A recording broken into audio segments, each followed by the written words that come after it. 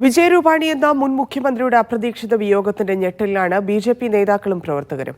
ലണ്ടനിലുള്ള ഭാര്യയെയും മക്കളെയും കാണാൻ പുറപ്പെട്ടതായിരുന്നു അദ്ദേഹം. 2016 മുതൽ 2021 സെപ്റ്റംബർ വരെ ഗുജറാത്തിന്റെ 16ാം മുഖ്യമന്ത്രിയായിരുന്നു വിജയ് രൂപാണി. പ്രധാനമന്ത്രി നരേന്ദ്രമോദിയുടെയും കേന്ദ്ര ആഭ്യന്തരമന്ത്രി അമിത് ഷായുടെയും വിശ്വസ്തൻ. ഇവരുടെ ആശീർവാദത്തോടെ 2016 ഓഗസ്റ്റിൽ മുഖ്യമന്ത്രി പദത്തിലേക്ക്. സംവരണ സമരം ഉൾപ്പെടെയുള്ള പ്രശ്നങ്ങൾ കൈകാര്യം ചെയ്യുന്നതിൽ ആനന്ദി പട്ടേൽ പരാജയപ്പെട്ടെന്ന കേന്ദ്ര നേതൃത്വത്തിന്റെ വിലയിരുത്തലിന്റെ അടിസ്ഥാനത്തിലായിരുന്നു വിജയ് രൂപാണി മുഖ്യമന്ത്രി പദത്തിലെത്തിയത്. 2017 തെരഞ്ഞെടുപ്പ് ഫലം മോശമായെങ്കിലും കേന്ദ്ര നേതാക്കളുമായുള്ള അടുപ്പം കാരണം രണ്ടാം ഊഴം. 1956 മ്യാൻമറിലെ യങ്കോനിയിലെ ജെയിൻ ബനിയ കുടുംബത്തിലാണ് ജനനം. രാഷ്ട്രീയ അസ്ഥിരതയെ തുടർന്ന് കുടുംബം രാജ്കോട്ടിലേക്ക് തിരിച്ചു വന്നു. ABVP-യിലൂടെയാണ് രാഷ്ട്രീയ പ്രവേശനം.